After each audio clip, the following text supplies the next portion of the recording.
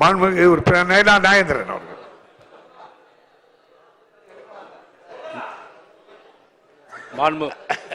மாண்புமிகு பேரவைத் தலைவர் அவர்களே, ஒரு நாடு வளர்ச்சி பாதையில் செல்ல வேண்டும் என்று சொன்னால் கட்டமைப்பு வசதிகளை சீர் செய்ய வேண்டும். அதாவது இன்ஃப்ராஸ்ட்ரக்சர் என்று சொல்லப்படுகின்ற கட்டமைப்பு வசதி இருந்தால்தான் நாடு முன்னேறுவதற்கு வாய்ப்பாக அமையும்.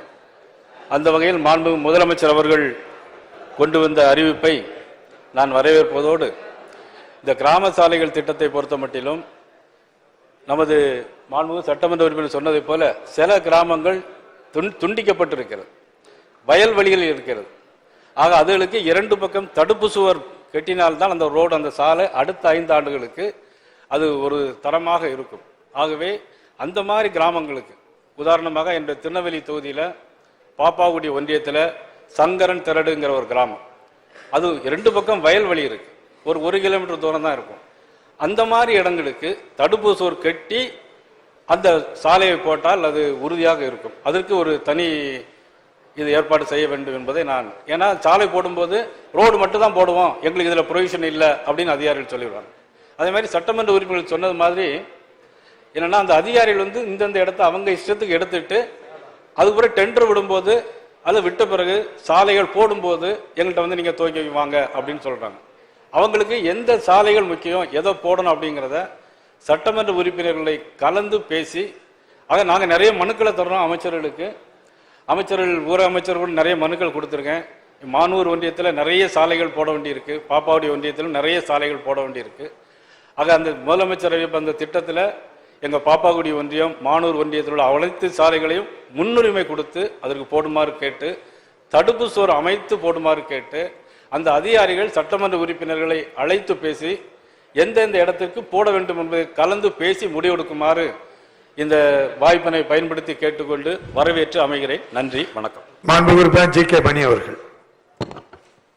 மாண்புமிகு பேரவைத் தலைவர் அவர்களே, இந்தியா கிராமங்களில் வாழ்கிறது, கிராமங்கள் தான் இந்தியாவின் முதுகெலும்பு என்ற அடிப்படையில் கிராமப்புறங்களின் வளர்ச்சிக்காக குறிப்பாக சாலை மேம்பாட்டு திட்டம்தான் சமூக பொருளாதாரத்தை மேம்படுத்தும் என்ற அடிப்படையில் மாண்புமிகு முதலமைச்சர் அவர்கள் ஒரு நல்ல அறிவிப்பை இங்கே வெளியிட்டிருக்கிறார்கள்.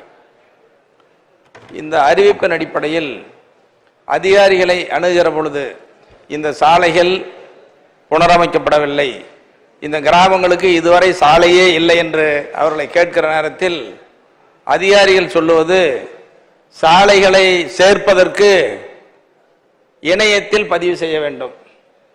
அந்த இணைய வழியை தலைமைச் செயலகத்தோடு தொடர்பு கொண்டிருக்கிறது. அது 6 மாதம் ஓராண்டு ஆனாலும் கூட அது மூடியே இருக்கிறது, திறக்கப்படவில்லை என்ற செய்தி சொல்லுகிறார்கள். ஆகவே முதலமைச்சர் அவர்களின் அறிவிப்புக்கு ஏற்ப அந்த இணைய வழியில் பதிவு செய்வதற்கு எப்பொழுதும் ஆவணம் செய்ய வேண்டும் என்ற அந்த வேண்டுகோளை இந்த நேரத்தில் முன்வைக்க விரும்புகிறேன்.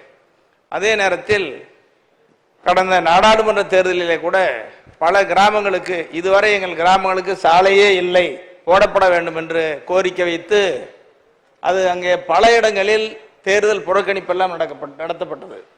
அவைகளையெல்லாம் கூட பேசி அதிகாரிகள் பேசி நாங்களெல்லாம் பேசினோம், ஆளுங்கட்சி எதிர்கட்சி அதிகாரிகள் என்று எல்லாம் பேசி கூட முடிவு செய்யப்பட்டது. அப்படி சாலை வசதி இல்லாத கிராமங்களுக்கு முன்னுரிமை வேண்டும். அதோடு எங்கள் பெண்ணாகரம் தொகுதியெல்லாம் கூட மேடு பள்ளங்கள், கரடு மலைகள் நிறைந்த பகுதி, சாலை வசதி இல்லாத பகுதி, அப்படிப்பட்ட பகுதிகளுக்கு முன்னுரிமை வழங்க வேண்டும். அதிக